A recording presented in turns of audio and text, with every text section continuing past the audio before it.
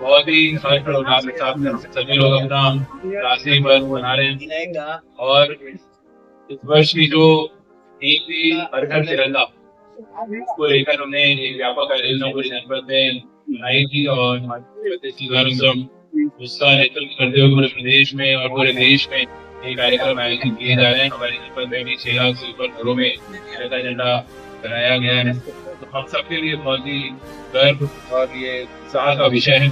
निश्चित रूप से उन्होंने देश के लिए देखा था, अपने प्राणों की आहुति दे दी। जिम्मेदारी है कि आदर्शों को, सपनों को अपने दैनिक जीवन में हम लोग उतारें। अपने जो भी लोग चाहे प्रशासनिक कार्य करते हो, चाहे सामाजिक कार्य करते हो, व्यक्तिगत कार्य करते हो, नागरिक के रूप में देश के प्रति जो हमारा कर्तव्य है उसको हम समझें और समझते हुए आगे बढ़ें। जैसा मैं हमेशा कहता हूँ कि हर वर्ष नई नई चुनौतियां हम लोग के सामने आती है। ये वर्ष जीवन का ये पवित्र माह है, सब लोगों ने और आप हमारे सिविल डिफेंस के वॉलंटियर्स हैं, हमारे स्वच्छता कर्मी है, स्वास्थ्य कर्मी है, पुलिस कर्मी है, प्रशासन के जितने भी हमारे कर्मी हैं, आप सबने बहुत मेहनत से पवित्र कांवड़ यात्रा संपन्न कराई थी। तो उसको भी देखते हुए सावन की माह में हमने निर्णय लिया एक पेड़ देश के नाम। ये भी एक अभियान चलना चाहिए जो कि लगातार अभी उसी राष्ट्रीय पर्व निश्चित रूप से हम सबको नई प्रेरणा देते हैं, नए जोश से हम सबको भर देते हैं। और आगे आने वाले 1 वर्ष के लिए हम सबको ये एक लक्ष्य देते हैं कि नागरिक के रूप में हमें 3 चीजों पे, 3 मार्गों पर आगे बढ़ते हैं। कुछ हम पर शासन के कर्मी है, हमारी और आपकी महत्वपूर्ण जिम्मेदारी तब बढ़ जाती है जब हम देखते हैं कि नागरिकों की आज अपेक्षाएं और आकांक्षाएं हम लोग से बहुत ज्यादा बढ़ी है।